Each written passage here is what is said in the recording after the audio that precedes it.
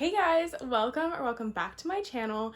Today I'm going to be doing a sort of tag. I'm going to be doing all the books that I read in 2023 so far. I've seen this video go around YouTube and booktube, and I want to talk about all of the books that I've read in 2023. I have a reading goal set for 70 books because last year I read about 50, a little more than 50 books, I think. But I set my goal up 20 because I didn't know if I would read 100, but I'm currently like more than 10 books ahead of schedule. So I could bring 100 if I felt like it, but I don't know if I will. Like, don't get your hopes up for me. Like, I don't know if I can read 100 books in a year, but we're gonna see. I've read 44 out of my 70 total books so far this year, so I am more than halfway through my challenge. So without further ado, my bookshelves look horrible because I had to demolish them for this video, but I'm going to start off with the first book that I read in 2023. The first book is Indigo Ridge by Devonee Perry. I gave this book a 4 stars. This is a small town romance with a little bit of mystery aspects since she is the chief of police in his town. Juniper Hill by Devonee Perry, second book in the Eden series. I gave this book a 4.5 stars. It is a single mom moves to small town. It is also Forks proximity because she is living in his garage. Love it. Garnet Flats is the third book in the Eden series. I gave this book a 3.5 stars. This is a second chance romance. Darling Venom by Parker S. Huntington. This is a 5-star read. I love it. And I would check the trigger warnings for this book because it is very deep and talks about some serious issues. So then I have The Bad Reputation Duet by Krista and Becca Ritchie. This is 2 books combined into one. I gave this book a 5 stars. It is a part of the Addicted Calloway Sisters series. This book follows Willow and Garrison, who are 2 characters that pop up halfway through the Addicted Calloway Sisters series, and I absolutely love them. Binding 13 by Chloe Walsh. I originally gave this book a 4.75, but obviously it is a 5-star read now. It is about Johnny and Shannon. It is a relatively long book.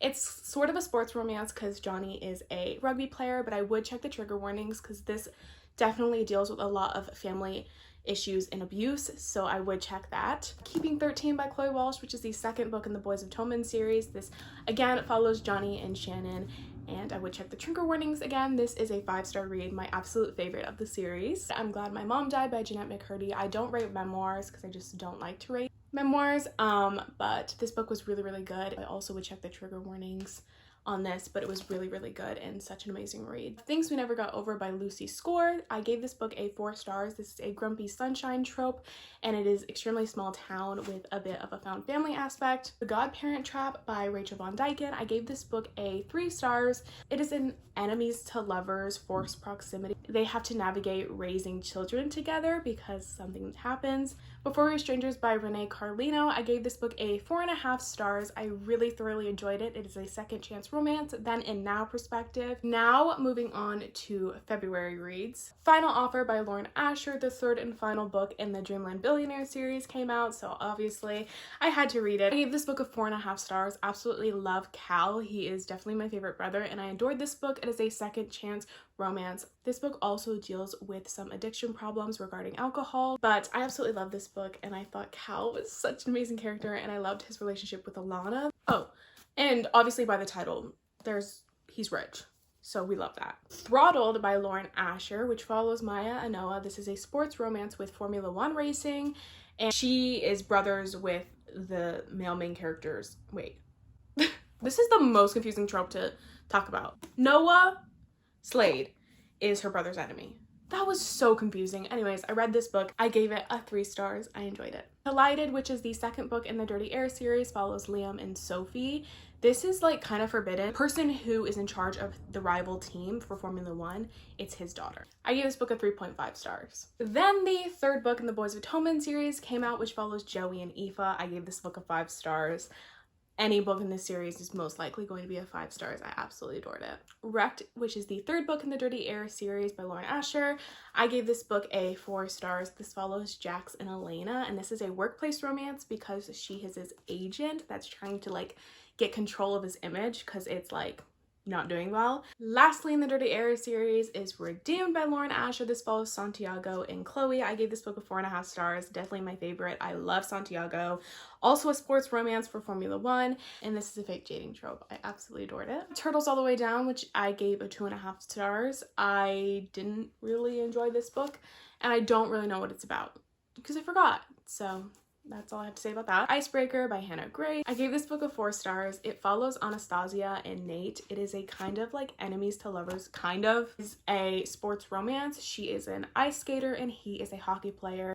The plot probably wasn't really there, but I enjoyed it. Then I read the second book in the Knock 'Em Out series, Things We Hide from the Light. It got released this year, so obviously I had to pick it up. I gave this book a 4.5 stars. I really enjoyed Nash and Lena's story, and it's kind of bad girl, good boy trope, to be honest. Now we're on to March reads. The Simple World by Kate Tucker. I gave this book a 4 stars. I don't really remember much about it. I know it's small town, kind of an enemies to lovers. They don't really like each other at the beginning. And yeah, I remember crying though. So the newest release of the Eden series, Jasper Vale by Daphne Perry, came out, so I read it and got it. I gave this book a 4 stars. A lot of people didn't really like this book, but I enjoyed it. I really enjoyed Jasper and Eloise's story. I thought it was really fun, and it was a fun time. Like, it was fun. There's a freaking bug in here, and I want to cry. All Roads Lead Here by Mariana Zapata. I gave this book a 5 stars. I absolutely loved it, and I'm going to talk about it more in my 5-star reads video, but it was so good. It is a slow burn, small town romance trope. If You Had Been With Me by Laura Nolan. I gave this book a 3.75 stars. It is a very sad book. It is a sort of friends to lovers book, and it's a YA. That's all I have to say about that. It's very sad. Some of it's cringy, but if you look past it, it's good. It's Scarred by Emily McIntyre. I gave this book a 5 stars. I go back and think about this dark romance so often when I'm ever thinking about, oh, what's my favorite dark romance book? It is definitely Scarred by Emily McIntyre. I absolutely love Tristan. Like, please give me a chance. I absolutely love you, and that might be controversial of me. As I said, dark romance, and it is based on The Lion King. It's not a retelling, but it's like based on The Lion King. Read In a Jam by Kate Canterbury, which I gave a 3 stars. This is a small town single dad romance, which you'd think I'd enjoy it because those are my favorite tropes. It was a miss. It was a miss. And then I read the third book in the Never After series by Emily McIntyre. I read Wretched. This is a good boy, bad girl trope. It is very spicy. It is not a slow burn. It is based on The Wizard of Oz. I gave that book a 3.75. Now we're gonna move on to April reads. Redeeming Six came out by Chloe Walsh, and I absolutely had to read it. Don't ask me why it's so long. Did I devour this in 2 seconds? Absolutely. I gave this book a 5 stars. I didn't say it on the last one, but every single book in the Boys of Tolman series is, I would check the trigger warnings. But this one is the last book for Joey and Aoife, so that's who it follows. I read the 4th book in the Never After series by Emily McIntyre, Twisted. I gave this book a 4 stars. This is based on Aladdin, and it is definitely enemies to lovers. So good. This one was definitely my second favorite in the series. The Way I Used to Be by Amber Smith. I gave this book a 4 stars. I would check the trigger warnings because it deals with something very serious and something that could be very triggering. So just look out for yourself, check the trigger warnings. It was so good. So, Say You Swear by Megan Brandy. I gave this book a 4.75 stars. It is amazing. Everyone go read it. It's sort of a love triangle, but don't like immediately write this off as soon as I say love triangle. It is not a bad love triangle. It is good, okay? Trust me, it is really, really good, and I did sob profusely at something that happens in this. So you can look forward to that. If you like books that make you cry like me, this book was good. Yours Truly by Abby Jimenez, my first Abby Jimenez book. I gave this book a 4.5 stars. It's a fake dating trope, and it takes place in, like, they're both doctors. That intrigues you, and it does have amazing anxiety representation. I felt so seen within this book and the character that has anxiety. I absolutely loved it. The Love Wager by Lynn Painter. I gave this book a 2 or 2.5 stars. I didn't really enjoy it. It's her newest adult romance.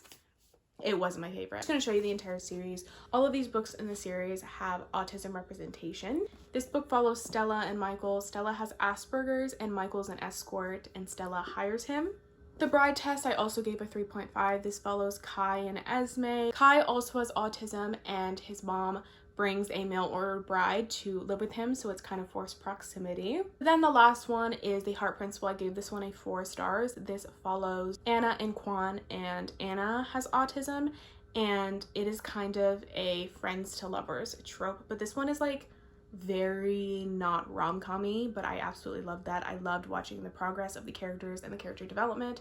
That was my favorite part. That's why it was rated higher than the other ones, because this one was so much more, had more depth to it. Brutal Prince by Sophie Lark. I gave this book a 4 stars. This is a mafia romance, enemies to lovers, like really enemies to lovers. So good, so good. Like, read this series, like, oh my god. King of Pride by Anna Huang, her newest release in the Kings of Sin series. This follows Kai and Isabella. This is kind of a forbidden romance because she works at a place that he's a part of and you cannot date employees, so it's kind of forbidden in that aspect.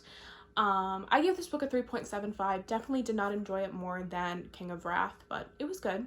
I love Anna Huang. So now we're gonna move on to May reads. Set on You by Amy Lee. This book took me so long to read, so I gave it a 3 stars, but this book took me forever to get through. So for that, I gave it a 3 stars. It was a cute rom-com. 7 Days in June by Tia Williams. I gave a 4 stars. Really enjoyed this story. It's a second chance romance, so good, and in 7 days you learn so much. It follows a then and now perspective, then when they were younger, when they were kids, when they first met and grew a relationship, and now when they're older. And they are both writers, so that's pretty fun to read about. Stolen Heir by Sophie Lark. I gave this book a 4 stars. This is a kidnapping trope. Obviously he's bad. She is like kind of a sunshine, and it's a mafia dark romance. Savage Lover, I also gave it 4 stars. This is a kind of, I don't really know how to describe this one. It's a mafia dark romance, obviously. They're not friends, but it's like kind of a friends to lovers, but they've known each other since they were in high school because they went to the same high school together. And he's rich, she's not, so that's kind of a trope, I guess. Oh my god, then I read my favorite of the series, Bloody Heart. I gave this book a 5 stars. Absolutely love Dante, like hello, hit my line any day of the week. This is a second chance romance. We see the relationship when it first started, which is so cute, like I absolutely love it. And then we see them like 9 years later meet up again and rekindle that relationship. And there's something really interesting that happens in here, and I was like, oh my god, that's kind of crazy. Then lastly, for the last book that I finished this year, is Broken Vow, also by Sophie Lark. This is the 5th book in the series. I haven't finished it yet. This book is a mafia dark romance. It is a bodyguard trope, so he is her bodyguard because someone's trying to like kill her. Like, they're in the mafia, okay? Someone's always trying to kill someone in the mafia. I give this book a 3.75. It wasn't my favorite. I was expecting to love it, but I also read this during the 24-hour readathon, so that could be why I didn't like it. Those are all the books that I've read in 2023 so far and all of my ratings. I will talk more in depth about my 5-star reads because I feel like everyone should read them because they're so good. They're so good. That is the end of the video. It's just a quick little video to talk about the books I've read and give you some recommendations, because just hearing me talk about those books, you can see the tropes and what you would like to read. But yeah, thank you guys so much for watching. If you liked it, give it a thumbs up. Subscribe if you want to see more of my face, and I will see you guys in the next video. Bye!